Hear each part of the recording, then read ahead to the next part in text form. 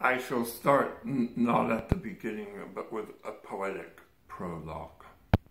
One, that time of desolation, when TV was abomination. It was the early 1980s. Jesus, Joseph, and Mary. The worst one was Little House on the Prairie. The wife and I, every summer, would drive to Michigan for two weeks to visit the in-laws, and they always had the TV running to 24 hours a day. I don't care for television. So one day we were sitting in the living room, and in the background there was a Little House on the Prairie episode. It was the one that Billy Barty was in. Now, you all know who Billy Barty is. You've seen him. He's a little person. He was in Foul, played the Bible salesman. He was the older gentleman in Willow. Anyway, Billy Barty, for whatever reason, was put in jail at town. Paul must have gone to town for some reason.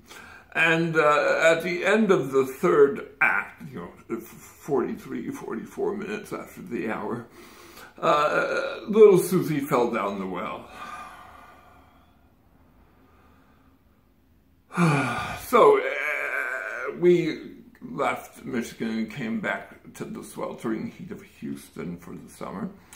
And I decided I would paint the exterior of the house. And I decided I would paint from 7 in the morning to 11:30. And then I would treat myself to a movie. I love film. And back in those days, this was 10, 15 years ago, there was a company that would send you the disc to your house. No late fees. In fact, we got 3 discs at a time. You just type in what you want. It was the most amazing thing. Now, the day that the story takes place, we only had 2 discs. 1 disc was still in transit. So I had done the painting, and I had taken a cold shower, and I was looking at the envelopes with the DVDs in them, and I was asking the wife which movie she would like to watch, and she chose one, and I pulled the DVD out, and it was disc 3, season 5 of Little House on the Prairie. Curses, I yelled. They filed the wrong one in.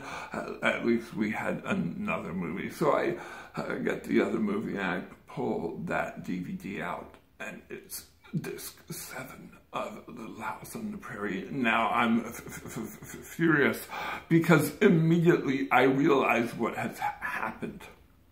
I throw the discs back in the envelope and put them in the mailing envelopes, seal them up, and I drive to the post office. I slam them into the post box, and I drive home, and I get on the computer, and I get on email, and I write a letter. Dear Netflix, I love you. But you have a saboteur in your warehouse. One of your disgruntled workers has gone postal, and he's putting Little House on the Prairie into everyone's film, so we all will hate you, and then your company will go bankrupt, and then we'll have to go back to Blockbuster Video. Please rectify this.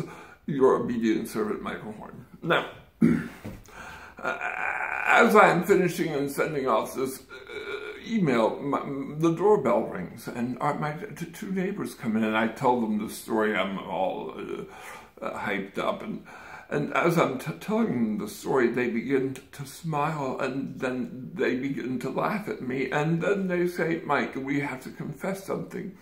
When you went on and on about how horrible Little House on the Prairie was last week, we decided to order Little House on the Prairie to Little House on the Prairie Netflix. And then last night we snuck into your house and slipped them into your things. And I said, oh. And they said, now we have the Little House on the Prairie envelopes, and your movies here, we'll just switch them out. And I said, oh. And now we had to send those back, and some poor guy in the warehouse has to make our mess better. The moral of this is, humans are storytelling animals.